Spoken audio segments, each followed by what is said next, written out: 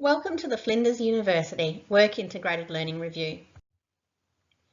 These are our terms of reference, or what are we here to do? Firstly, we aim to confirm an institutional definition of WIL and the different types of activity it comprises. Secondly, we aim to ensure university approaches to WIL build capacity and align with and achieve the university's strategic intentions. These include strategies relevant to high-quality education, research, engagement and impact. This review is being conducted because Flinders University must generate its own institutional, leadership-led vision for WIL for the next 5 to 7 years.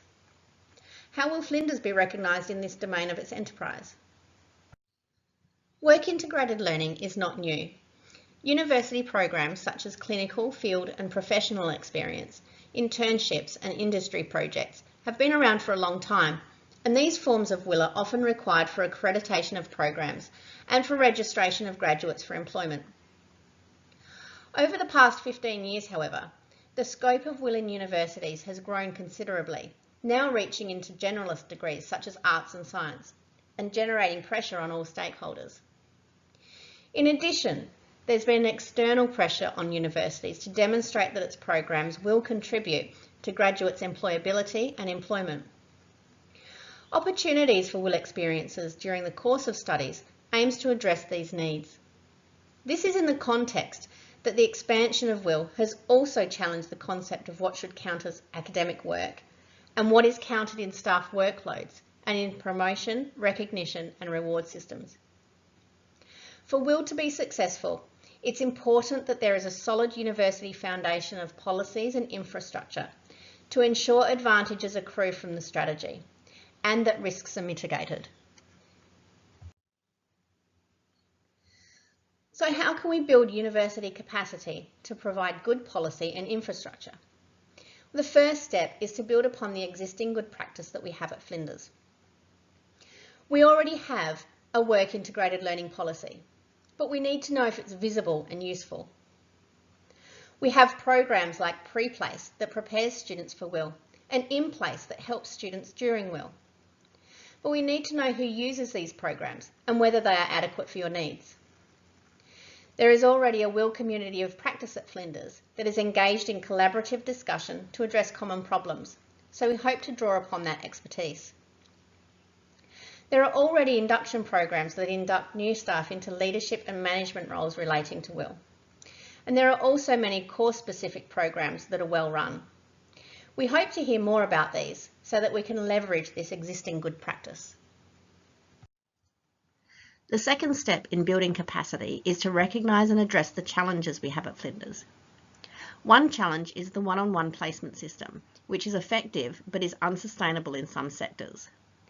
This challenge raises interesting questions like, how might we reconceptualise new forms of WIL? How might we option group, interprofessional or interdisciplinary formats? And what about industry partnership agreements? Another challenge might be a need for post-placement resources. We need to ensure there's a deliberate transformation of WIL experiences into practice knowledge. Consistency is a challenge.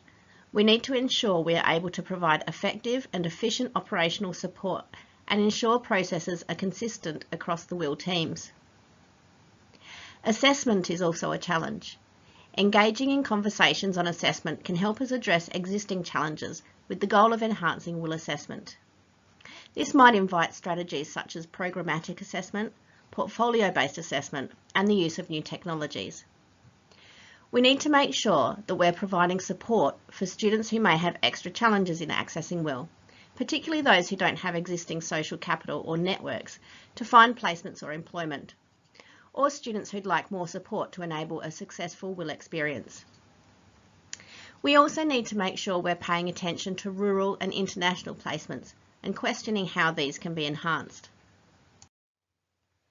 Flinders University has an existing good practice matrix that can help us in identifying any further challenges and making sure that we're inquiring into the full scope of WIL infrastructure, policies and practices. This good practice matrix is based upon existing academic discourse and includes core principles for universities to consider when implementing WIL. So the Work Integrated Learning Review will inquire into What is already effective and successful? What will have mutual benefit for all stakeholders, that is, for students, academics, the university, and employers and industry groups? How will we develop partnerships based on reciprocity and trust? How can students have authentic experiences that replicate workplace expectations? How can WIL be inclusive of all students and ensure equal access? How can theoretical learning on campus become applied learning in the workplace? How can WIL be made replicable and adaptable to other contexts? How can WIL be monitored and evaluated in order to improve WIL activities and outcomes? How can WIL activities be integrated into the curriculum to ensure coherent transfer of theory to practice and practice to theory? How can we be innovative and do things differently with WIL practices at Flinders University? The Flinders University WIL Review aims to inquire into each of these elements that are identified in the academic literature. By viewing the Flinders University context through these perspectives, the review aims to define WIL as it specifically relates to Flinders University and provide a base from which the university can develop its own set of values and practices for its ongoing implementation of WIL programs. The Work Integrated Learning team is looking forward to meeting you and hearing about your experiences and future visions for WIL.